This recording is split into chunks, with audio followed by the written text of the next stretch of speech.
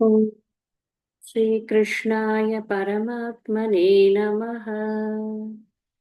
பகவான் ஸ்ரீ கிருஷ்ணர் அர்ஜுனனுக்கு 12 விதமான யக்ஞ முறைகளை இங்கே உபதேசித்துக் கொண்டிருக்கிறார். நாம பார்த்து கொண்டிருக்கிறோம். 28வது ஸ்லோகத்துல நம்ம கடைசியா பார்த்தது திரவிய யஜ்யம் அப்படின்னா என்ன, தபோ யஜ்யம், யோக யஜ்யம், ஸ்வாத்தியாய யஜ்யம், ஞான யஜ்யம். இந்த யஜ்யங்களுக்கெல்லாம் விரிவான பொருள் பார்த்தோம். திரவிய யஜ்யம்னு சொன்னா நம்ம கிட்ட இருக்கிற பொருளோ அல்லது நாலெட்ஜோ எதுவா இருந்தாலும் சரி, ஏதோ ஒரு நம்ம கிட்ட இருக்கிற விஷயத்த தேவைப்படுபவர்களுக்கு கொடுப்பது. அதன் மூலமாக நம்ம கிட்ட இருக்கிற மமகாரத்தை போக்கிக்கிறது. என்னுடையது அப்படிங்கிற எனதுங்கிற எண்ணத்தை நான் போக்கிக்கிறதுக்கான ஒரு முக்கியமான சாதனையாக நாம் அதை வாழ்க்கையில செய்ய வேண்டியது அப்படின்னு பார்த்தோம். தபோ யஜ்ஞக, தபஸ் பண்ணும் பொழுது நான் அப்படிங்கிற அந்த அகங்கார உணர்வு இருக்கு இல்லையா, அது நமக்கு நேச்சுரலா குறைஞ்சு போயிடும். என்னதுங்கிறது போகணும், நான்கிறது போகணும். நம்மளுடைய உடம்ப நாமளே, மனசு உடம்பு இது எல்லாத்தையும் வலுவிக்க நாமளே ஒரு கட்டுப்பாட்டுக்குள்ள வைத்துக் கொள்ளும் பொழுது அதுவே ஒரு யஜ்யமாக இங்க ஆகிறது. தான் சுவாமிஜி சொன்னார்னு சொன்னேன். கட்டுப்பாடற்ற வாழ்க்கையை கட்டுப்பாடுடன் கூடிய வாழ்க்கை முறையில் ஹோமம் செய்தல்.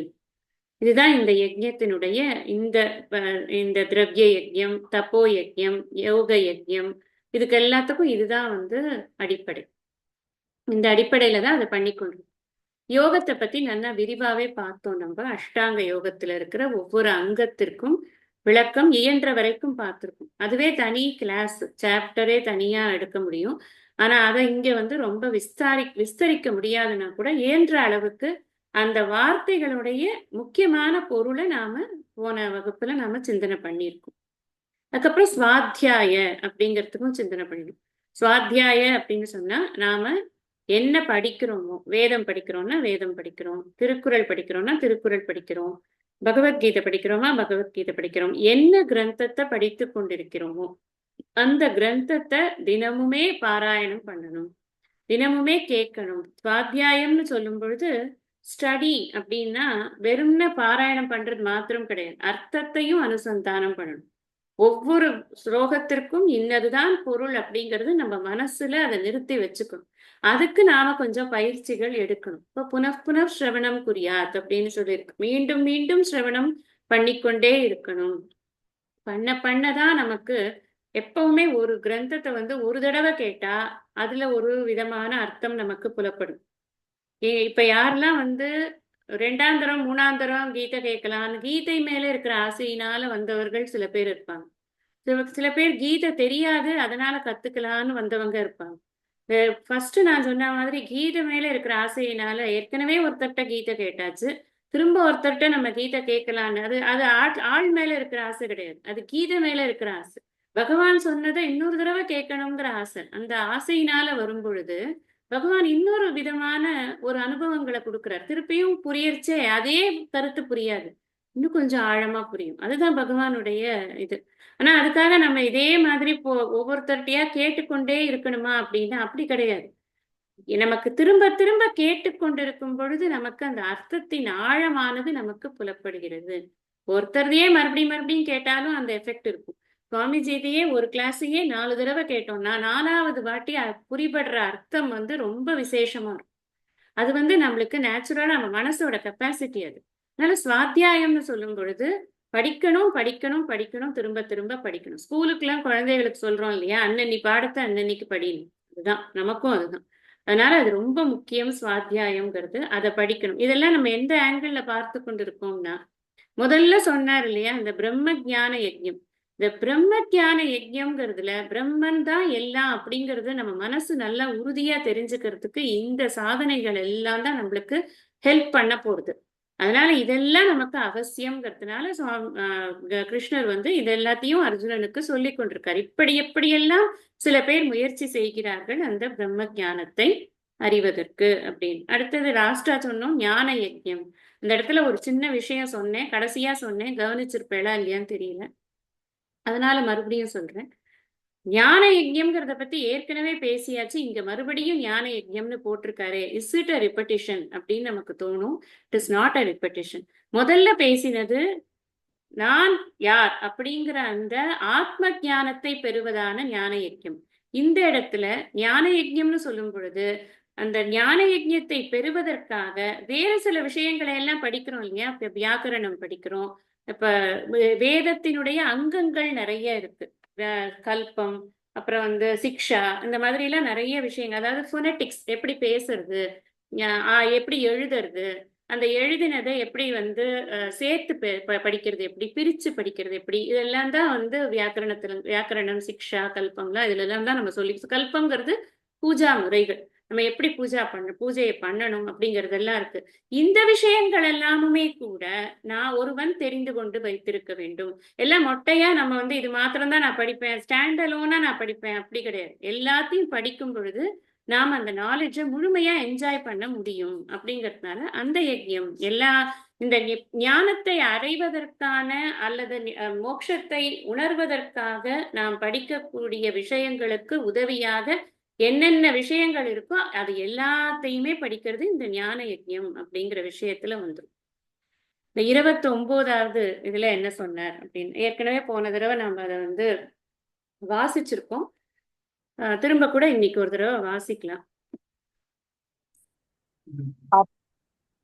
அபானே ஜுக்பதி பிராணம் பிராணே பானம் ததா பரே பிராணபானகதி உத்வா பிராணாயாம பராயணாः அபரே நியதாஹாரா பிராணன் பிராணேஷு ஜுக்பதி சர்வே ஏதே யஞ்ஞவிதோ யஞ்ஞ சபித கல்மஷாः. இப்ப என்ன சொல்லி தரப்போறார் அப்படின்னா, பிராணாயாமம் அப்படிங்கிறத சில பேர் பண்ணி அதன் மூலமாக இந்த பிரம்ம ஞானத்தை அறிவதற்கான வழிக்கு வருகிறார்கள். அந்த வழியை வந்து அவங்க சரி பண்ணிக்கிறாங்க. அவங்களுடைய இதெல்லாம் நான் சொன்னேன் முன்னாடியே, இதெல்லாம் லைஃப் ஸ்டைல் சேஞ்சஸ் அப்படின்னு சொன்னேன் நான் ஏற்கனவே போன இதுல. இந்த லைஃப் ஸ்டைல்ல எந்தெந்த விஷயங்கள் எல்லாம் நாம சேஞ்ச் பண்றோம் அதுதான் நாம இப்ப பார்த்து கொண்டிருக்கோம். ததா அவ்வாறே, அப்பரே, அப்பரேனா வேறு சிலர். ஏற்கனவே இந்த அப்பரேங்கிறது எல்லாத்துலயும் வருது. அதான் நீங்க பார்க்கணும். டிஃப்ரெண்ட் கைண்ட் ஆஃப் ஸ்டூடெண்ட்ஸ் எப்படி ஒருத்தர் ஒரு விஷயத்துல கவனம் செலுத்தி அதன் மூலமாக பிரம்ம ஞானத்திற்கு அவர்கள் வந்து சேர்கிறார்கள் அப்படின்னு நீங்க புரிஞ்சுக்கணும். அப்ப அப்பரே வேறு சிலர், அப்பானேனா கீழே நோக்கி செல்லக்கூடிய காற்று, இப்படி டவுன்வர்ட் போகக்கூடிய காற்று. பிராணம்னா மேல் நோக்கி செல்லக்கூடிய காற்றில், இந்த கீழே நோக்கி செல்லக்கூடிய காற்றில் மேல் நோக்கி செல்லக்கூடிய காற்று, அத வந்து ஹோமம் பண்றாங்க. அபானம் அப்படின்னு சொன்னா கீழ் நோக்கி செல்லக்கூடிய காற்று, மேல் நோக்கி செல்லக்கூடிய காற்று வந்து பிராணம். இந்த கீழ் நோக்கி செல்லக்கூடிய காற்றையும் இந்த மேல் நோக்கி செல்லக்கூடிய காற்றுக்குள்ள வச்சு ஹோமம் பண்றாங்க. இதுக்குள்ள அதை அடக்குறாங்க அப்படின்னு அது ஒரு ஸ்டேட்மெண்ட் சொல்லியிருக்கு. அடுத்தது என்ன சொல்ற, பிராண அபான கதி. இந்த பிராணனும் சரி அபானனும் சரி இதனுடைய கதின்னு சொன்னா இது வந்து இயக்கங்கள். இந்த எப்படி வந்து இது இயங்குறது அப்படிங்கிற அந்த அது எப்படி இயங்கும் முறை இருக்கிறது இல்லையா, இதை வந்து ருத்வான்னு சொன்னா நெறிப்படுத்தின்னு அர்த்தம். பிராணாயாம பராயணா, பிராணாயாமத்துல ஆழ்ந்து ஈடுபடுபவர்களாக பவந்தி இருக்கிறார்கள்.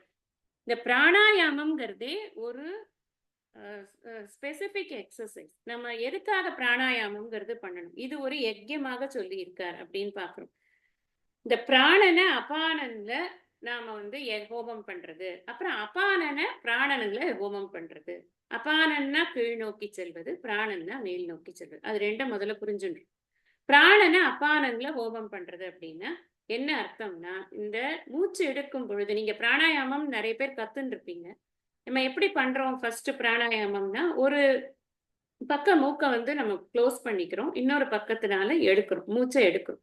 மூச்சை உள்ள இழுக்கும் பொழுது அதற்கு பெயர் பூரக்க பிராணாயாமம் அப்படின்னு பேர். அந்த மூச்சு காற்று முழுக்க இழுத்து நம்மளுடைய லங்ஸ் பூரா அது நிறையிறது, பூரக்க பிராணாயாமம் அப்படின்னு பேர். அதுக்கப்புறம் வெளியில விடுறோம் இல்லையா, இன்னொரு மூக்கால வெளியில விடும். வெளியில விடும் பொழுது அதற்கு பெயர் ரேச்சக பிராணாயாமம் அப்படின்னு பேர்.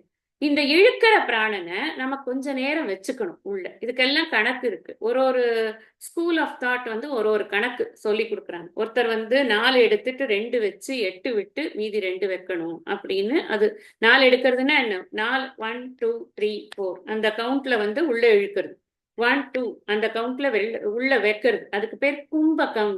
3 கைண்ட் ஆஃப் பிராணாயாமம் இருக்கு.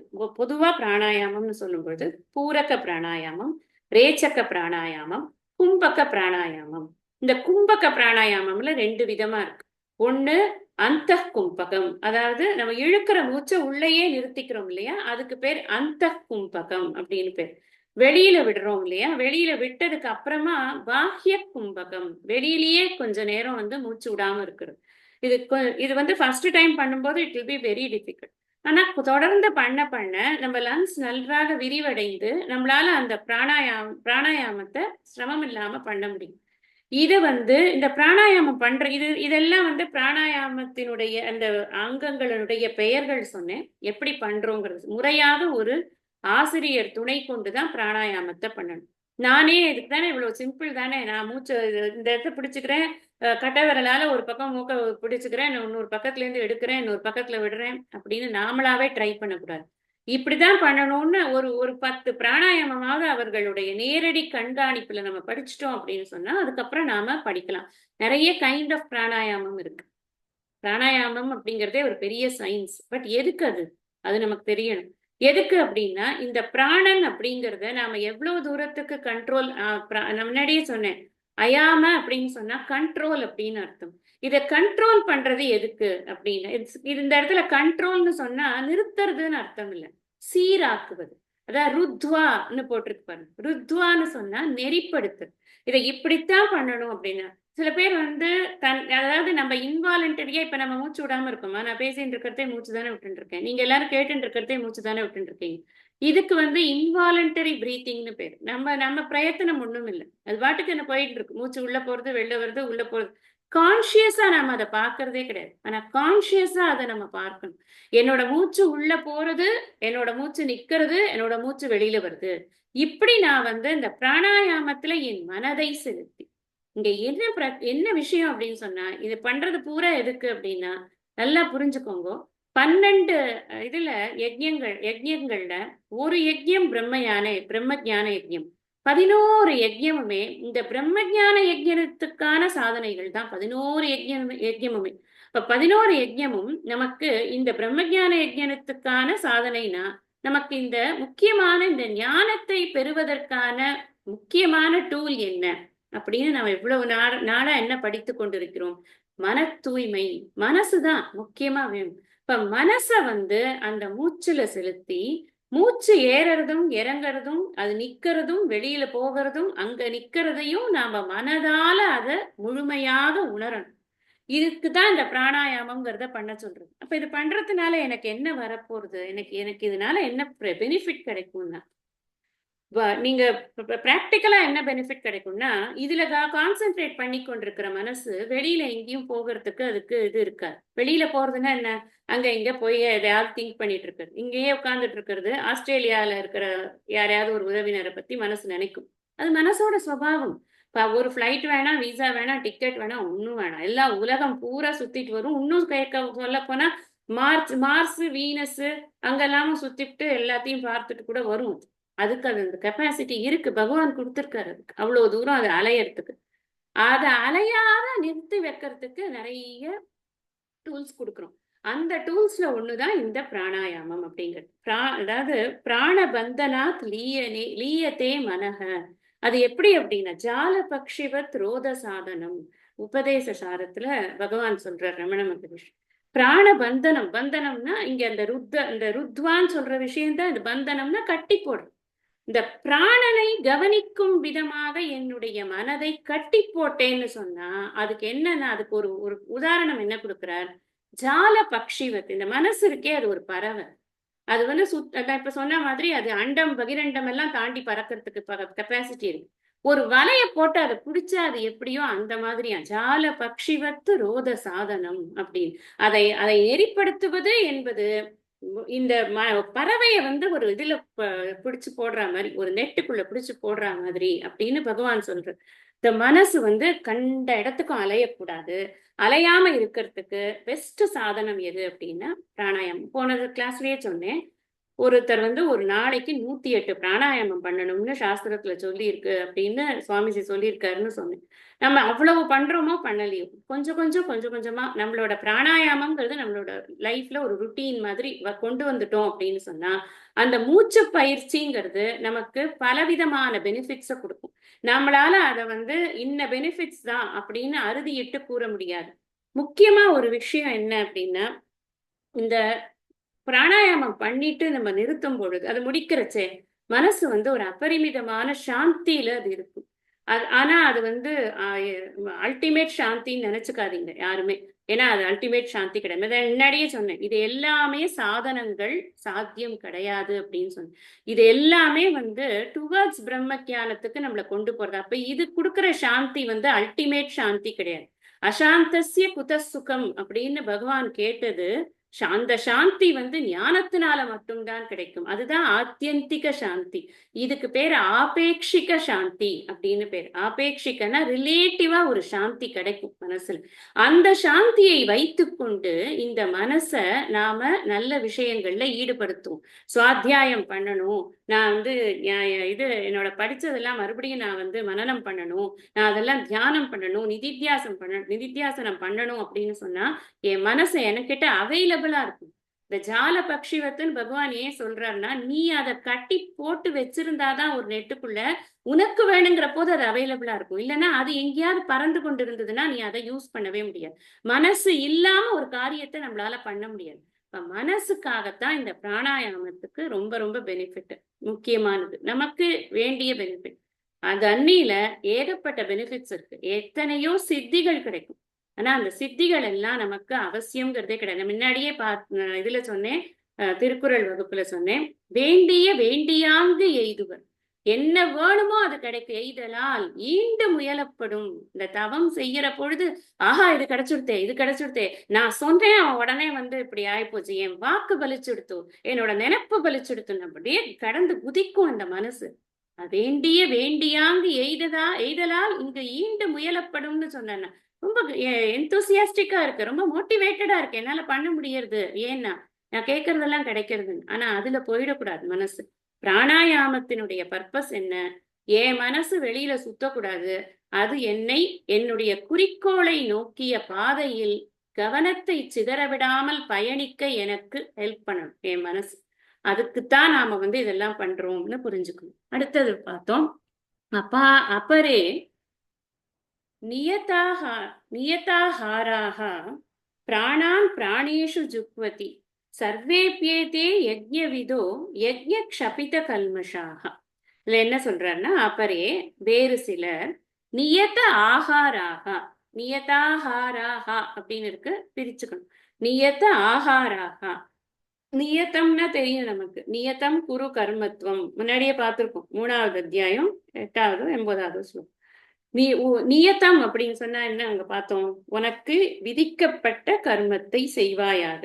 நியத்த விதிப்பது, கட்டுப்படுத்துவது, ஒரு நெறிக்குள் கொண்டு வருவது. நியத்த ஆகாராக, ஆகாரத்தில் ஒரு நெறிமுறையை ஃபாலோ பண்றது, உணவு கட்டுப்பாடு மிகுந்தவர்களாக. பிராணான் பிராணனை, பிராணேஷு பிராணனில், ஜுக்வதி பிராணனில் வேள்வி செய்கிறார்கள். ஜுக்வதி அப்படின்னா ஹோமம் செய்கிறார்கள் அல்லது வேள்வி செய்கிறார்கள். யஜ்ய விதக யஜ்யங்களை அறிந்து கடைபிடிப்பவர்களான ஏதே இவர்கள், சர்வே அப்பி அனைவருமே, யஜ்ய க்ஷபித கல்மஷாக யஜ்யத்தால் பாபங்களை போக்கிக் கொள்கிறார்கள். இந்த யஜ்யத்துக்கு பேர் என்ன? இதுக்கு முன்னாடி யஜ்யத்துக்கு பேரு பிராணாயாம யஜ்யக அப்படின்னு பேர். இந்த யஜ்யத்துக்கு பேரு ஆகார நியம யஜ்யக. இத பத்தி நம்ம வேற சில இடங்கள்ல நான் சொல்லியிருக்கேன். ஆகார சுத்தம் சத்வ சுத்திகி அப்படின்னு ஒரு டாபிக் நம்ம பேசும்போது, சுத்தமான ஆகாரம் அப்படிங்கிறது தான் சுத்தமான நமக்கு குணங்களை கொடுக்கும்ன்ற வகையில நான் சொல்லியிருக்கேன் ஏற்கனவே. இந்த நியத்த ஆகாராகா அப்படின்னு சொல்லும் பொழுது உணவு கட்டுப்பாடு மிகுந்தவர்களாக. அப்ப உணவு கட்டுப்பாடுங்கிறது 2 ஆங்கிள் இருக்கணும். ஒண்ணு குவான்டிட்டி, இன்னொன்னு குவாலிட்டி. இந்த குவாலிட்டிங்கிற போது நமக்கு எங்க சாப்பிடுறோம், எப்படி சாப்பிடுறோம், எந்த மாதிரி இடத்துல உட்கார்ந்து சாப்பிடுறோம், யார் சமைச்சு சாப்பிடுறோம், இதெல்லாம் நம்ம பார்க்க வேண்டியது அவசியம். ஏன்னா நாமளும் சமைக்கிறச்சே எப்படி சமைக்கணும், நம்ம சமைக்கிறத அடுத்தவங்க சாப்பிட போறாங்களே அதுக்கு தகுந்த மாதிரி. இப்ப நான் எனக்கு ஏதோ ஒரு மகா பெரிய ஒரு துக்கமோ கோபமோ இருக்குன்னு வச்சுக்கோங்களேன். அந்த கோபம் அழுது கொண்டே நான் ஒரு சமையலை சமைச்சேன்னா அதை யாரெல்லாம் சாப்பிடுறாங்களோ அவங்களுக்கு எல்லாருக்கும் அது அப்படியே கடந்து போகும். அந்த மூடு அப்படியே கடந்து போகும். இது இட்ஸ் நாட் இது மேஜிக், இட்ஸ் ரியலி ஹேப்பனிங். அப்படிதான் நடக்கும். நாம அதுக்காக தான் என்ன சொல்றது, இந்த சமைக்கிற போது நம்மளோட முக்கியமான இது என்னன்னா, ஏதோ ஒரு நாமத்தை சொல்லிக்கொண்டே சமைக்கிறதுங்கிறது ஒரு பழக்கமா வச்சுக்கிறது அப்படின்னு இருக்கு. அப்படி பழக்கமா வச்சுக்கலன்னா வச்சுக்கோங்க, இனிமேலாவது வச்சுக்கோங்க. அது ரொம்ப முக்கியம். ஏதோ ஒரு நாமம், உங்களுக்கு பிடிச்ச நாமம், எனி நேம் ஆஃப் காட், அது என்ன ஆகும்னா அந்த சமையலையே புனிதப்படுத்திடும். இது ஒரு பக்கம் குவாலிட்டி மெயின்டெனன்ஸ்க்கு. ஆனா இங்க சொல்றது என்னன்னா, உணவு கட்டுப்பாடு மிகுந்தவர்களா சாப்பிட்றவனை பத்தி சொல்லியிருக்கீங்க. இப்ப சாப்பிடும் போதும் கூட இறைவன் கொடுத்த பிரசாதம் அப்படிங்கிற ஒரு அறிவோடு கூட ஒவ்வொரு வேளை உணவையும் நாம உண்ண வேண்டும். இது சாப்பிட்றதுக்கே நிறைய இது சொல்றாங்க. இப்பதான் உங்களுக்கு யூடியூபை திறந்தா ஏகப்பட்ட பேர் பேசுவாங்க இதை பத்தி. நம்ம தனியா பேசிட்டு இருக்கணும்னு அவசியம் கிடையாது. உங்களுக்கும் தெரியும் நிறைய. இப்ப நிறைய இன்ஃபர்மேஷன்ஸ் இப்போ அபரிமிதமா இருக்கு. அதுக்காக அதனால எதை எடுத்துக்கிறோம் எதை விடுறோம் அப்படிங்கிறது நம்மளோட இது. எப்படி சாப்பிடணும், எவ்வளவு சாப்பிடணும், எதை சாப்பிடணும், கேலரிஸ் அது இதுன்னு தலை சுத்துற அளவுக்கு விஷயங்கள் இங்க நிறைய காண கிடைக்குது. பொதுவா ஒரு விஷயம் சொல்றோம், நம்ம ஃபிட்டா வச்சுக்கணும் அப்படின்னு சொன்னா 1/2 வயத்துக்கு உணவு இருக்கணும், 1/4 வயத்துக்கு தண்ணீர் இருக்கணும், மீதி 1/4 வயத்துக்கு காற்று இருக்கணும் அப்படின்னு பொதுவாக எல்லா காலங்களிலும் சொல்லி கொண்டிருக்கு. அது என்ன உணவு, எப்படிப்பட்ட உணவு அப்படிங்கிறது எல்லாமே நம்மளுக்கு சூஸ் பண்ணி நம்ம சாப்பிடணும். அந்த நியத்த ஆகாரம்ங்கிறது இந்த 1/2 வயத்துக்கு சாப்பிடுற அந்த உணவு எப்படிப்பட்ட உணவாக இருக்க வேண்டும். நமக்கு அந்த உணவுல ரொம்ப மிதமாவும் போயிடக்கூடாது. டூ ஸ்பைசியா இருந்ததுன்னா நமக்கு ஹெல்த் ஸ்பாயில் ஆயிடுறது. ஃப்ரெஷ்ஷா இருக்கணும். பழச சாப்பிடக்கூடாது. 18வது அத்தியாயத்துல கிருஷ்ணர் சொல்லுவார், பழையதை சாப்பிடக்கூடாதுன்னே சொல்லுவார். அதனால அந்த அந்த இது உணவு ரொம்ப ஃப்ரெஷ்ஷா இருக்கணும். ஃப்ரெஷ்ஷா இருக்கணும்னு சொல்றாங்களே, ஏன் ஃப்ரெஷ்ஷா இருக்கணும் அப்படின்னு கேட்டா, நீங்க ஃப்ரெஷ்ஷா இருக்கிறத தான் பகவானுக்கு நைவேத்தியம் பண்ண முடியும். பகவானுக்கு நைவேத்தியம் பண்ணாத ஒரு உணவை சாப்பிட்றதுங்கிறது நமக்கு நல்லது கிடையாது. ஏன் காரணம் என்ன, அது நைவேத்தியம் ஆயிடுத்து அப்படின்னு சொன்னா அது நமக்கு பிரசாதமா போயிடுறது. பிரசாதத்துல தோஷங்கள் கிடையாது. அதனால இறைவனுக்கு அர்ப்பணித்து விட்டு ஒரு உணவை உண்ணும் பொழுது நமக்கு அந்த உணவில் உள்ள தோஷங்கள் நம்மை பாதிக்கிறது. இதெல்லாமே நம்மளுடைய ஆழ்ந்த நம்பிக்கை. அதை நம்ம நம்ப அதுதான் கரெக்டாகவும் நமக்கு நடக்கும். எந்த ஒரு விஷயமுமே நம்ம எவ்வளவு நம்புறோமோ அந்த அளவுக்கு நமக்கு அது பலனை கொடுக்கும். அப்புறம் பிராணன் இருக்கணும். அந்த உணவுல பிராணன் இருக்கணும். பிராணன் இருக்கிறதுன்னா என்ன அர்த்தம்னா, இட் மஸ்ட் பி ஃப்ரெஷ். நீங்க இதுல சத்குரு பேசுறதெல்லாம் கேட்டீங்கன்னா, உணவை பற்றி சத்குரு பேசுறது நிறைய பேசியிருக்காரு. அதுல பேசுறதெல்லாம் கேட்டீங்கன்னா எப்பவுமே அவர் இந்த விஷயத்த சொல்லுவார், பிராணன் லைஃப் இருக்கணும். நீங்க சாப்பிடுற ஃபுட்டுல லைஃப் இருக்கணும். ஆர்ட் ஆஃப் லிவிங்லயும் இதை பத்தி சொல்லி கொடுப்பாங்க. அது எதுக்காக அப்படின்னா, அந்த பிராண சக்தி நமக்கு உடம்புக்கு ரொம்ப பாசிட்டிவ் எனர்ஜி கொடுக்கும். ஸோ அதுக்காக வேண்டி அது பிராணனோட இருக்கக்கூடிய, ரொம்ப காஞ்சு போய் நான் 10 நாள் 15 நாள் ஆன காயெல்லாம் எடுத்து வச்சு அதுல வத்தலும் தொத்தலுமா இருக்கிறத சமைச்சு ஏதோ சமைக்கணுமே ஏதோ சாப்பிடணுமே அப்படின்னு சாப்பிடுறது இல்லாம சரியான அளவுக்கு சரியான உணவை சாப்பிடணும். எவ்வளோ சாப்பிடணும், 3வது தான் எவ்வளோ சாப்பிடணும். நான் முட்டை காக்கா கொத்துற அளவு சாப்பிட்டுட்டேன்னா என்ன ஆகும், ஏங்க சாப்பிடக்கூடாதா? வாழ்க்கையே சாப்பிட்றது தான், என்ஜாய் லிவ் டு ஈட்லாம் சொல்றாங்க. அப்புறம் என்னங்க நீங்க சாப்பிடக்கூடாதுன்னு சொன்னா எப்படின்னா, நம்ம சாப்பிட்டா என்ன ஆகும், பிராக்டிக்கலா யோசிச்சு பார்க்கணும். ரொம்ப சாப்பிட்டா என்ன ஆகும், தூக்கம் வந்துடும். தூங்கினா எப்படி நான் என்னோட குறிக்கோளை நோக்கிய பாதையில் கவனம் சிதறாமல் செல்வதெல்லாம் எங்க செல்றது? நான் பண்ணவே முடியாதே. குறிக்கோளாவது ஒண்ணாவது எடுத்து எல்லாத்தையும் ஓர கட்டி வை, ஒரு தலகாணி எடு, முதல்ல படுத்து தூங்கும் அப்படின்னு தூங்கி போயிடும். இப்ப 3 வேளையும் நல்லா முழுக்க சாப்பிட்டு 3 வேளையும் தூங்கினா அப்புறம் எந்த வேலையில தான் படிக்கிறது? நம்ம எந்த வேலையில தான் நான் இறைவனை சிந்திப்பேன்? படிக்கிறது கூட விடுங்க, நீங்க படிக்காம போறோம், ஏதோ பண்றோம். இறைவனை சிந்திக்க வேண்டாமா? வந்த வரவை நம்ம வந்து என்னன்னு பார்க்க வேண்டாமா? எதுக்காக நான் வந்தேன்? சும்மா ப்ளஷர் என்ஜாய் பண்றதுக்கு இந்த உலகத்துல என் கண் காது மூக்கெல்லாம் இருக்கு, நான் எல்லாத்தையும் என்ஜாய் பண்றேன் அப்படின்னு வந்தோமா? அதுக்கு தான் வந்திருக்கோமான்னு கிடையாது. அப்படின்னு வரலன்னு அருளாளர்கள் எல்லாரும் சொல்லியிருக்காங்க. அப்ப நம்ம என்ன நம்மளோட வந்ததோட பர்பஸை நம்ம மீட் பண்ண முடியாது, இப்ப இது மேக் அவுட் பண்ண முடியாது. அப்ப நம்ம என்ன பண்ணணும்? எது நம்மள சோர்வடைய வைக்கிறதோ அதை எல்லாத்தையும் அவாய்ட் பண்ணணும். அதிகமான ஆகாரம் நமக்கு சோர்வடைய வைக்கும் அப்படின்னு தெரிஞ்சுக்கணும். உணவை கட்டுப்படுத்தணும் அப்படிங்கிற போது அதுக்குதான் நாம வந்து நம்மளுடைய இதுலயே நம்மளுடைய மதத்திலேயே, நம்மளுடைய மதம்னா the things which we follow, அதை சொல்றேன் நான். இந்த மதம் அந்த மதம் அப்படி சொல்லலை நான் எதை சொல்றேன் அப்படின்னா நம்முடைய வழிமுறைகள் அப்படி சொல்றேன். நம்மளுடைய வாழ்க்கையின் வழிமுறைகள்ல நமக்கு வந்து இந்த விரதங்கள் அப்படிங்கிற விஷயம் எல்லாம் இருக்கு. போன வகுப்புலயே நம்ம அதை பார்த்தோம். எதுக்காக வந்து சிவராத்திரியில வந்து முழிச்சுட்டு இருக்கோம் அப்படின்னு இருக்கு, எதுக்காக வைகுண்ட ஏகாதசியில முழிச்சுட்டு இருக்கோம் அப்படின்னு இருக்கு, எதுக்காக ஏகாதசி அன்னைக்கு நம்ம சாப்பிட மாட்டோங்கிறது இருக்கு. புண்ணியம் சேர்றதுங்கிறது ஒரு பக்கம், சாஸ்திரம் நமக்கு புண்ணியம் சேர்கிறதுங்கிறது சொல்றதுங்கிறது ஒரு பக்கம். உடம்புல என்ன நடக்கிறது, த ஓவர்ஹாலிங் ஆஃப் த பாடி, ஃபுல்லா பாடி வந்து ரிவைவ் ஆகி ரொம்ப ரீவைட்டலைஸ் ஆகி ஃப்ரெஷ் ஆயிடுது இல்லையா?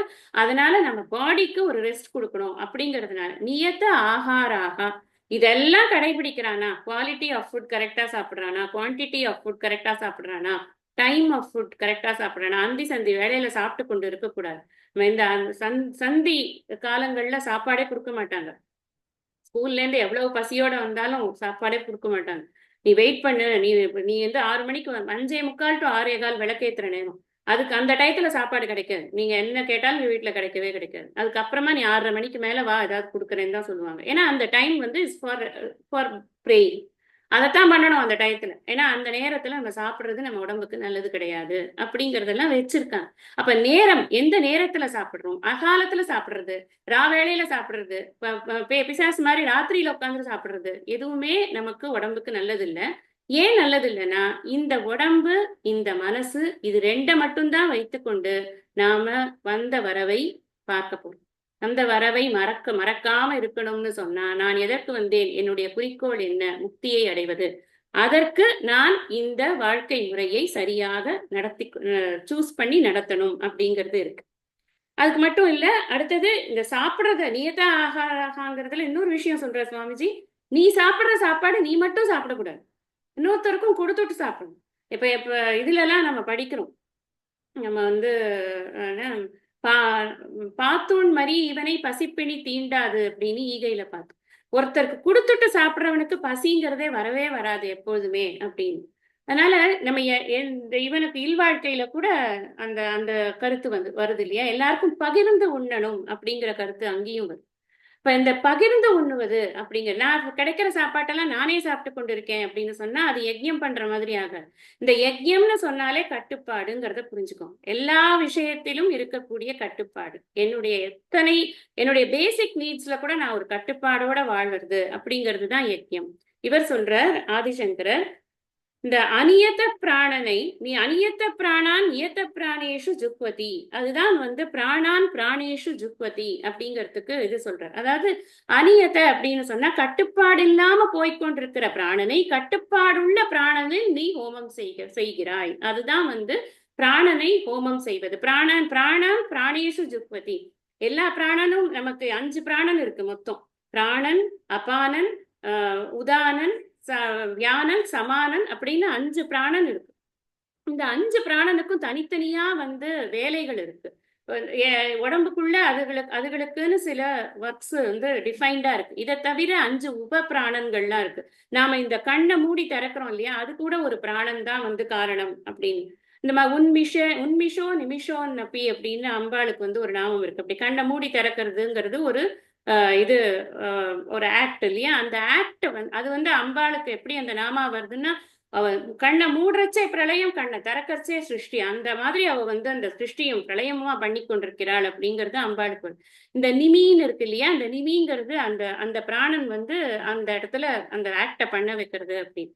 இந்த மாதிரி நிறைய உப பிராணன்கள் அந்த மாதிரி இது எல்லாமே நீங்க எடுத்துட்டீங்கன்னா இட்ஸ் பிக் சயின்ஸ். தனித்தனியா நம்ம அதை சிந்தனை பண்றதுக்கு நிறைய விஷயங்கள் இருக்கு.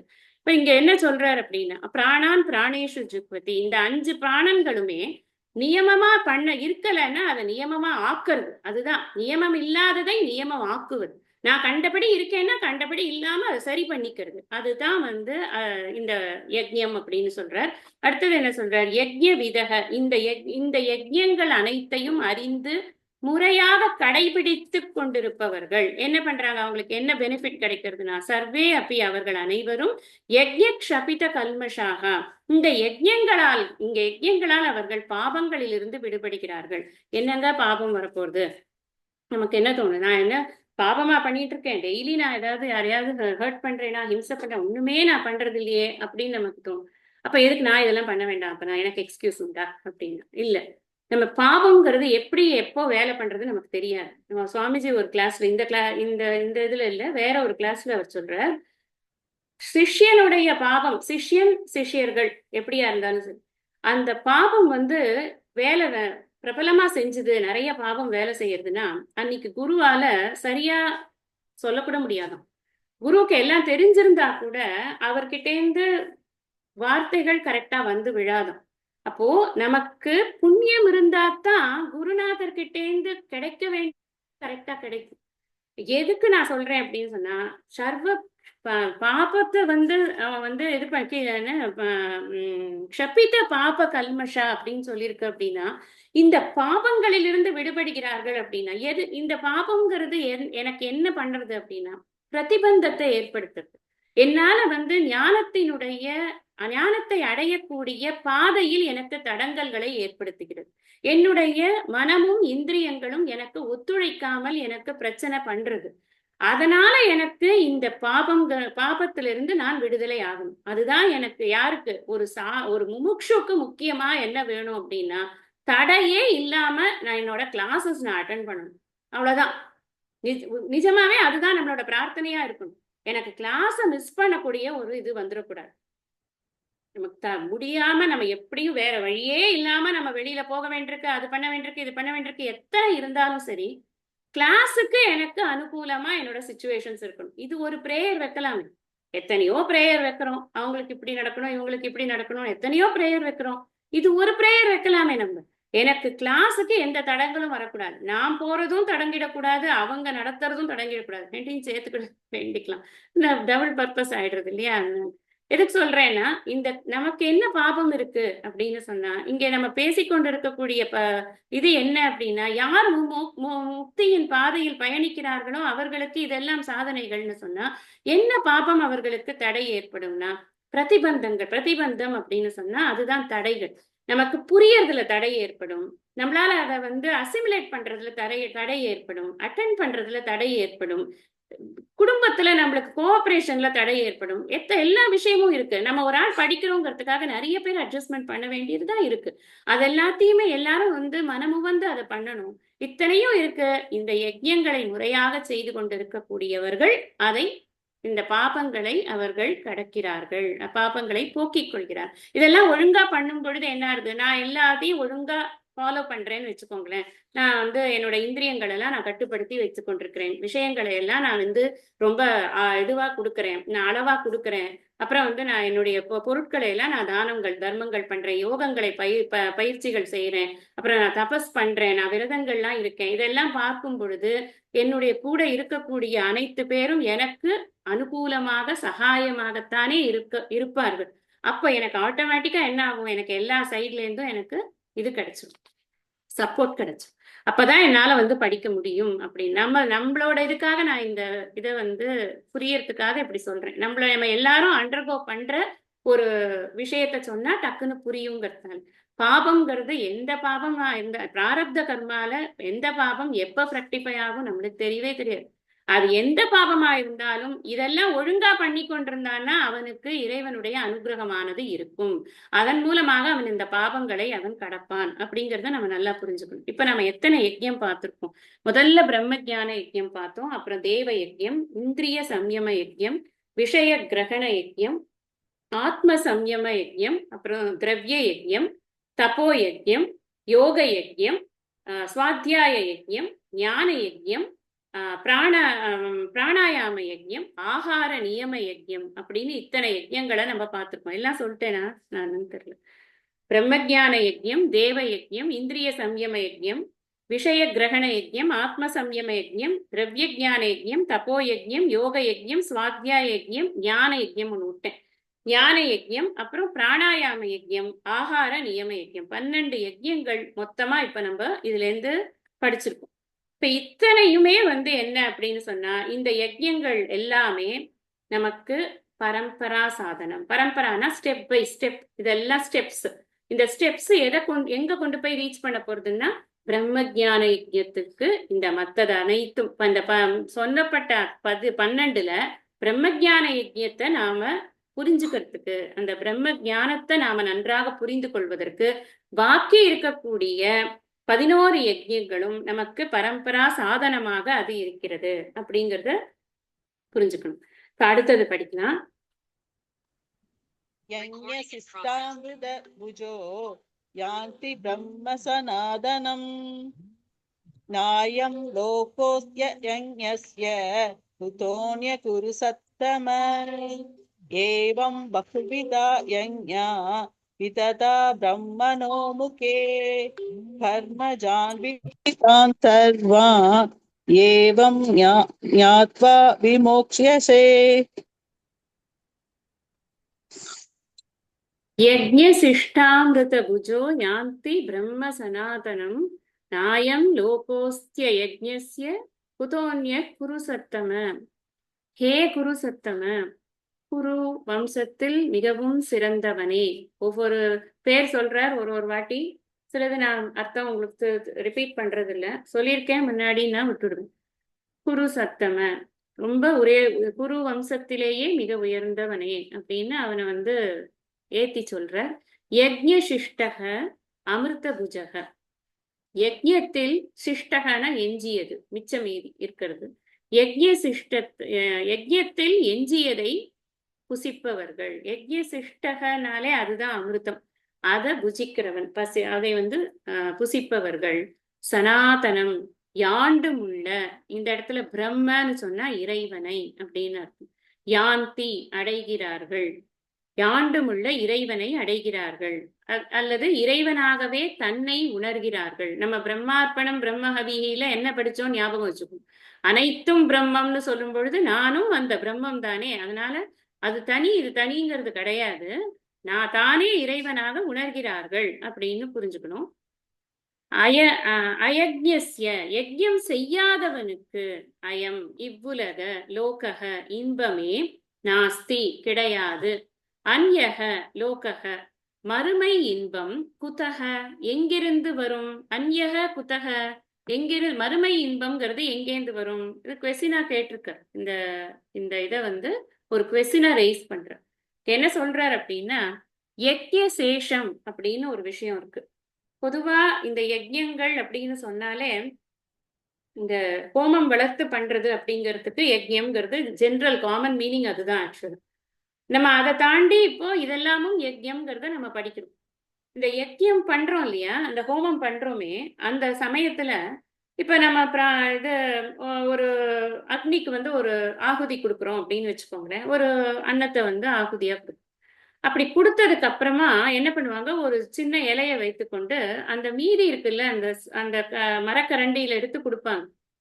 அந்த மீதி இருக்கிறத அந்த ஒரு இலையில சேகரிச்சு கொண்டே வருவாங்க. அதுக்கு பேரு யஜ்ஞ சேஷம்னு பேர். அதுக்கு பேரு அந்த யஜ்ஞ சேஷத்தை அதுக்கப்புறமா யார் யஜ்ஞம் பண்றாங்களோ அவங்க எடுத்து சாப்பிடலாம். அதுக்கு அவங்களுக்கு அந்த அனுமதியானது இருக்கிறது. இந்த யஜ்ஞ சேஷம் அப்படிங்கிறது எப்போ அந்த ஸ்வாகா ஸ்வாகான்னு சொல்லிட்டு இது பண்ணதுக்கு அப்புறமா அதுல ஒட்டி கொண்டு இருக்கிறத தூக்கி போடக்கூடாது. அதை எடுத்து வச்சு அதை பிரசாதம் மாதிரி அதை எல்லாருக்கும் சாப்பிட்றதுக்கு கொடுக்கறது உண்டு. முக்கியமா அதை யார் பண்றாங்களோ அவங்களுக்கு கொடுக்கறது உண்டு. இப்ப நாம இதை எப்படி புரிஞ்சுக்கணும் அப்படின்னு சொன்னா, இந்த யஜ்ஞ சிஷ்ட அமிர்த புஜக அப்படின்னு சொல்ற. இங்க சுவாமிஜி என்ன சொல்றாருன்னா, நம்ம எல்லாருமே ஒரு யஜ்ஞம் பண்ணணும். அத்தனை பேரும் ஒரு யஜ்ஞம் பண்ணணும். என்ன யஜ்ஞம் பண்ணணும் அப்படின்னா பஞ்சமகா யஜ்ஞம்ங்கிறது நாம அத்தனை பேருமே பண்ணணும். ஏற்கனவே இதை பத்தி நிறைய தடவை சொல்லியிருக்கேன் நான். பஞ்சமகா யஜ்ஞம்னா என்ன? தேவ யஜ்ஞம், மனுஷ யஜ்ஞம், பித்ரு யஜ்ஞம், பூத யஜ்ஞம், ரிஷி யஜ்யம், இப்படி எல்லாம் வந்து 5 விதமான யஜ்யங்கள் எல்லாம் இருக்கு அப்படிங்கறதெல்லாம் நம்ம விரிவா பார்த்திருக்கோம். ஒவ்வொருத்தருக்கும் செய்யக்கூடிய நன்றி கடன், அதுதான் வந்து யஜ்யம். அப்ப இந்த டெய்லி நம்ம இது பண்றது, பூஜை பண்றது, அப்புறம் வந்து ரிஷிகளுக்கு என்ன யஜ்யம் பண்ண முடியும் ஒருத்தரால அப்படின்னு சொன்னா, அவர்கள் எழுதினதை உட்கார்ந்து படிக்கிறது தான் ரிஷிகளுக்கு பண்ணக்கூடிய யஜ்யம். இப்ப வியாசர் எழுதியிருக்கார் இது பகவத்கீதைய அப்படின்னா, வியாசருக்கு நம்ம என்ன நன்றி கடன் கொடுக்க முடியும்? ஒன்னும் கொடுக்க முடியாது. உட்கார்ந்து படிக்கிறது தான். எந்த குருவுக்குமே நம்மளால வந்து பைசா கொடுத்து குருவோட நன்றி கடனை தீர்க்கவே முடியாது. குருமார்கள் வந்து என்ன சொல்லியிருக்காங்களோ அதை படிக்கிறது மூலமா மட்டும்தான் நாம அவர்களுக்கு நன்றி கடனை செலுத்த முடியும். இதெல்லாம் நம்ம யஜ்யம் எந்த ஒரு இல்லறத்தானும் எப்பொழுதும் பண்ணக்கூடியது, பண்ண வேண்டியதுன்னு சொல்லியிருக்க. அப்படி ஒவ்வொருத்தருமே இந்த பஞ்சமகா யஜ்யத்துல இந்த பூத யஜ்யம், மனுஷ யஜ்யம் இதெல்லாம் பண்ணிட்டு அதுக்கப்புறம் தனக்கான உணவை எடுத்துக்கொள்ளணும் அப்படிங்கிறது விதி இருக்கு. நம்ம இதுல பாக்குறோம், தென்புலத்தார் தெய்வம் விருந்தொக்கல் தான் என்றாங்கு ஐம்புலத்தாறு ஓம்பல் தலை. தனக்கான உணவை அவன் எப்ப எடுத்துக்கலாம் அப்படின்னா, மற்றவர்கள் எல்லாருக்கும் கொடுத்தாச்சா, அவங்க பங்கெல்லாம் கொடுத்தாச்சான்னு பார்த்துட்டு தான் அவன் எடுத்துக்கிறது. இதுல பகுத்துண்டு பல்லுயிர் ஓம்புதல் நூலோர் தொகுத்தவற்றுள் எல்லாம் தலை கொடுக்கணும். யஜ்ய சிஷ்டம் அப்படின்னு சொன்னா நம்ம இந்த பார்லன்ஸ்ல என்ன புரிஞ்சுக்கணும் அப்படின்னு சொன்னா, என்ன நம்மளோட வாழ்க்கையில ஒரு வாழ்க்கை முறையை, இந்த லைஃப் ஸ்டைல் என்ன லைஃப் ஸ்டைல்ல என்ன பண்றோம் அப்படிமோ அந்த என்ன பண்றோமோ அதில் மற்றவர்களுக்கு கொடுத்தது போக மீதி இருப்பதை நாம் நமக்கான உபயோகத்துக்காக எடுத்துக்கணும். டைம்னாலும் சரி, பணம்னாலும் சரி, பொருள்னாலும் சரி, ஆற்றல்னாலும் சரி, அனைத்துக்கும் இதேதான். அதனால இந்த அப்படி அப்படி எடுத்துக்கொள்ளும் பொழுது அது அமிர்தமாகிறது அப்படிங்கிறது. அது அமிர்தம் ஆறுதுங்கிறதுக்கு எப்படி நான் வந்து புரிஞ்சுக்கிறது, யஜ்யத்திலிருந்து மீதம் இருக்கிறது அமிர்தம் அப்படிங்கிறத நான் எப்படி புரிஞ்சுக்கிறது அப்படின்னா, இந்த இறை வழிபாட்டுணர்வோடு ஒவ்வொரு செயலையும் செய்யும் பொழுது அந்த இறை வழிபாட்டின் பிரசாதமாகவே அனைத்து செயல்களின் பலனும் ஆகிறது. அந்த பலன்கள் எனக்கு மன தூய்மையை தருகிறது. அந்த மன தூய்மையானது என்னை குருவிடம் கொண்டு சேர்க்கிறது. குரு எனக்கு நான் யார் என்பதையும், நான் அழிவில்லாத பெரும் பொருள் பரம்பொருளும் நானும் ஒன்றுதான் என்பதையும் அவர் சொல்லிக் கொடுக்கும் பொழுது நான் அந்த அமிர்த நிலையை அடைகிறேன். அதனால எனக்கு அந்த அமிர்தத்துவம், அந்த அழியா பெருநிலை அப்படிங்கிறது எனக்கு சித்திக்கிறது. இவ்வளவு பெரிய விஷயம் அந்த ஒரு விஷயத்துக்குள்ளதான் இருக்கு. நமக்கு ஸ்ட்ரெயிட்டா அந்த பலன் தெரியறது இல்லை. இதுல இருந்துதான் அது நடக்கிறதுங்கிறத நாம புரிஞ்சுக்கணும். அப்படி இந்த யஜ்யம் வந்து வாழ்க்கையில அவ்வளவு இம்பார்ட்டன்ட் அப்படிங்கிறத சொல்ற. ஒரு சாப்பாடு சாப்பிடுறது, நம்ம நினைக்கிறோம் சாப்பாடு தானே, சும்மா அப்படி கால் மேல கால் போட்டு ஒரு பிளேட்ல வச்சு இப்படி போட்டு அப்படி போட்டு இல்லாத கூத்தெல்லாம் அடிச்சுட்டு உட்கார்ந்துகிட்டு இருக்கோம். அப்படிலாம் இல்ல. ஒன்னொன்னுத்துக்கும் மந்திரம் இருக்கிறது. இந்த ஒரு வாழ்க்கை அதாவது நம்ம நினைக்கிறது என்னன்னா, எல்லாத்துக்குமே வந்து ஒரு வேல்யூ அப்படிங்கிறத நாம வந்து கொடுக்கறது கிடையாது. கொடுக்கணுங்கிறதுக்குனே ஒவ்வொன்றுத்துக்கும் மந்திரபூர்வமாக எல்லாவற்றையும் ஆக்கி இருக்கிறார். அந்த மந்திரபூர்வமாக ஆக்கும் பொழுது அதுக்குன்னு ஒரு வேல்யூ ஏறுறது. நம்ம சாப்பிட்றதுக்கு முன்னாடி வந்து இது கையில ஜலம் வாங்கிக்கணும். அந்த ஜலத்துக்கு வந்து ஒரு மந்திரம் இருக்கு. அதை ஜலத்தை குடிச்சுக்கணும். அப்புறம் ஒவ்வொரு பருக்கை எடுக்கிறதுக்கும் ஒரு மந்திரம் இருக்கு. அந்த பருக்கைக்கு அந்த மந்திரங்களை சொல்லி அந்த பருக்கையை உள்ள போட்டுக்கணும்.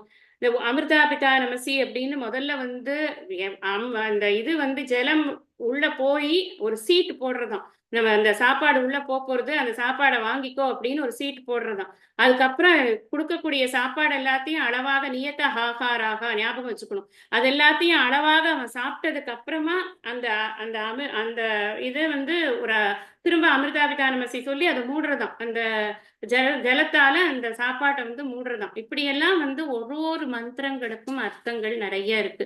நம்முடைய கல்ச்சர் எப்படி இருக்கு அப்படின்னா, எல்லாமே இறைவனை சம்பந்தப்படுத்தித்தான் அத்தனை விஷயமும் இருக்கு. சொல்ல போனா குளிக்கிறதுல இருந்து, பல்லு தேய்க்கிறதுல இருந்து, ஈவன் வந்து நம்ம இது பண்றது கூட, நேச்சுரல் கால் போறதுல இருந்து அத்தனை விஷயங்களுக்குமே இறை வழிபாட்டோடு தான் அத்தனையும் நடந்து கொண்டு இருந்தது. அதுக்கேற்ற மந்திரங்கள் எல்லாமே வந்து ரிஷிகள் கொடுத்திருக்கிறார்கள். அப்படிதான் அந்த மாதிரி வாழ்க்கை வாழும் பொழுது அவனுடைய வாழ்க்கை அமிர்தமயமாக ஆகிறது. சின்மயானந்த சுவாமிஜி அழகா ஒரு ஸ்டேட்மெண்ட் சொல்லுவார். என்னன்னா, நீ ஸ்டார்ட் பண்ணும்போது உன்னோட லைஃபை வந்து அனிமல் மேனா ஸ்டார்ட் பண்ணுப்பா, பரவாயில்ல. அதுக்கப்புறம் நீ எப்படி இருக்கணும் அப்படின்னா, மேன் ஆயிடணும். நீ கொஞ்சம் கொஞ்சமா மேன் ஆயிடணும். மனிதனாக நீ உருவெடுக்கணும் கொஞ்சம் கொஞ்சமா. அதுக்கப்புறம் தான் நீ காட்மேன் ஆக முடியும். இந்த தேகாத்ம புத்தியோட அவன் ஆரம்பிக்கிறான், அதுக்கப்புறம் ஜீவாத்ம புத்திக்கு வரான், அதுக்கப்புறம் தான் பிரம்மாத்ம புத்தி. எல்லாம் வந்து இட்ஸ் அ ப்ராசஸ், உள்ளுக்குள்ள இன்டர்னலா நடக்கக்கூடிய ப்ராசஸ். அதனால அவர் என்ன சொல்றாரு இந்த ஸ்லோகத்துலன்னா, இத பண்ணலைன்னா, இந்த மாதிரி வாழலைன்னா அவனுக்கு அயம் லோகக நாஸ்தி, அவனுக்கு இந்த லோகத்திலேயே இன்பம் கிடைக்காதப்பா, இந்த உலக இன்பமே அவனுக்கு கிடைக்காது. நீங்க இத பொறுமையா உட்கார்ந்து இந்த 12 யஜ்யத்தையும் எழுதி பாருங்க. இதுல எல்லாம் வந்து டிக்கே இல்ல, எல்லாத்துலயும் ஃபெயில் ஆயிட்டே இருக்கான்னு வச்சுக்கோங்க, நல்லா ஹெல்த்தியா இருக்க முடியுமா? இந்த லோக இன்பம் அடையறதுக்கே அவனுக்கு உடம்பு ஃபிட்டா இருக்காதே. ஒழுங்கா சாப்பிடலன்னா உடம்பு போயிடும், ஒழுங்கா பிராணாயாமம்லாம் பண்ணி உடம்ப ஃபிட்டா வச்சுக்கலன்னா போயிடும். அப்புறம் இந்த இந்திரியங்கள்லாம் சம்போக்கில் விட்டாங்கனாக்கா கண்ட கண்ட இடத்துக்கும் போகும், கண்ட கண்ட விஷயங்களையும் அனுபவிக்கும், உடம்பு போயிடும். ஒரு அல்பமா இருக்கிற அழிய போற உடம்ப காப்பாத்தணும்னா கூட நமக்கு இந்த அத்தனை யஜ்யங்களும் நமக்கு தேவை. அல்பமா இருக்குங்கிறதுக்காக நான் வந்து உடம்ப ரொம்ப மட்டமா சொல்றேன்னு நீங்க நினைக்க வேண்டாம். ஆனா இத கொண்டாடுறதுங்கிறது கிடையாது நம்மளோட கல்ச்சர். இது எதுக்கு அப்படின்னா, இதை என்ன குறிக்கோளோ அதற்கு இது ஒரு டூல், அப்படித்தான் இதுக்கு ஒரு மதிப்பு. அது கூட கிடைக்காது. நீங்க இந்த அத்தனை யஜ்யங்களையும் எழுதி பார்த்துட்டு இதெல்லாம் பண்ணலையா அப்படின்னு ஒரு ஆன்சர் வந்ததுன்னா, இந்த லோகத்திலேயே உனக்கு இன்பம் கிடைக்காது. நான் சொல்ற கிருஷ்ணன் சொல்றேன், அயம் லோகக இன்பம், அது லோகக நாஸ்தி, இந்த லோகத்திலேயே உனக்கு இன்பம் கிடைக்காது. அப்புறம் அந்நிய லோகக குதக, எங்கப்பா நீ வையத்துள் வாழ்வாங்கு வாழ்பவன் வானுரையும் தெய்வத்துள் வைக்கப்படும். நீ வையத்துள் வாழ்வாங்கு வாழவில்லை என்றால் அதுக்கு ஈக்குவல் குறள் இது. வையத்துள் வாழ்வாங்கு வாழ்பவன் வானுரையும் தெய்வத்துள் வைக்கப்படும். அதுக்கு ஈக்குவல் ஸ்லோகம் என்ன அப்படின்னா இங்கே வருது, யஜ்ஞ சிஷ்டாமிருத புஜோ யாந்தி பிரம்ம சனாதனம் நாயம் லோகோஸ்திய யஜ்ஞஸ்ய குதோன்ய குருசத்தம. இதை வந்து நெகட்டிவ் ஆங்கிள் சொல்றாரு. அது எப்படிப்பா கிடைக்கும் உனக்கு, மறுமை இன்பம்ங்கிறது எப்படி கிடைக்கும்? how will you be with இது தேவர்கள் இன் சொர்க்கம்? முடியவே முடியாதுப்பா உனக்கு. முதல்ல இங்க நீ ஒழுங்கான வாழ்க்கை முறையை வாழ்ந்துதான் ஆக வேண்டும். அதுதான் இங்க விஷயம். இங்க அதனாலதான் நான் சொன்னேன் திரும்ப திரும்ப, this is a lifestyle. இந்த லைஃப் ஸ்டைல கொடுக்குற நீ lifestyle change for a வேதாந்தின், அப்படிதான் நாம இதை புரிஞ்சுக்கணும். ஒரு வேதாந்தம் படிக்கிறியா, நீ உன்னை அறிந்து கொள்ள போகிறாயா, நீ முமுட்சுவாக இருக்கிறாயா, உனக்கு அறியும் ஆசை இருக்கிறதா, உன்னுடைய வாழ்க்கையை இந்த யஜ்ஞ விதமாக நீ மாற்றிக்கொள்ளும். அடுத்த ஸ்லோகத்துல என்ன சொல்றார், ஏவம் பகுவிதா யஜ்ஞா விததா பிரம்மணோ முகே கர்மஜான் வித்திதான் சர்வான் ஏவம் ஞாத்வா விமோக்ஷசே. இது ரொம்ப அழகான ஸ்லோகம். இது என்ன சொல்றாருன்னா, ஏவம் இவ்வாறு பிரம்மனாகனா வேதத்துல பிரம்மனாகனா வேதத்தின் முக்கே, வேதத்துல இருக்கக்கூடிய சொற்களின் வாயிலாக பகுவிதா அப்படின்னா பல வகையான யஜ்யங்கள் விததா விரிவாக எடுத்து உரைக்கப்பட்டிருக்கிறது, விரிவாக உபதேசிக்கப்பட்டிருக்கிறது. தான் அவை சர்வான் அனைத்தையும் கர்மஜான் அப்படின்னு சொன்னா உடம்பு மனசு இது வாக்கு, இதன் மூலமாக மனம் வாக்கு காயம், இதன் மூலமாக செயல்படும் அனைத்து செயல்களும் அப்படின்னு அர்த்தம். கர்மஜான் அப்படின்னா இந்த உடம்பு மனசு இது வாக்கு, இதன் மூலமாக செய்யப்படும் செயல்கள் அப்படின்னு இதி வித்தி என்று அறிந்து கொள். ஏவம் ஞாத்வா இவ்வாறு அறிந்து முறையாக கடைபிடித்து விமோக்ஷசேனா முக்தியை அடைகிறார்கள். நம்ம இந்த விமோக்ஷசேன்னு வருது இல்லையா, இந்த இடத்துக்கு நீங்க 16வது ஸ்லோகம் பாருங்க. 16வது ஸ்லோகத்துல என்ன கொடுத்திருக்கார், கிம் கர்ம கிம் அகர்மேதி கவயோபியத்ர மோகிதாக. எப்பா எது கர்மம் எது அகர்மம்ங்கிறது ஈவன் படிச்சவங்களுக்கே தெரியல. தத்தே கர்மம் பிரவக்ஷ்யாமி யத் ஞாத்வா மோக்ஷசே சுபாத். கனெக்டிங் ஸ்லோகா. நான் உங்களுக்கு கனெக்ஷன் சொல்லணும்னு நினைப்பேன் எப்பவுமே, அதுக்காக தான் இதை சொல்றேன். நீங்க இது பக்கத்துல 4.16 போட்டுக்கணும். ஏன்னா இந்த 4.16ல தான் இங்க ஆரம்பிக்கிறார் இந்த விஷயத்த. நான் சொல்லித்தரேன் உனக்குன்னு ஆரம்பிக்கிறார்.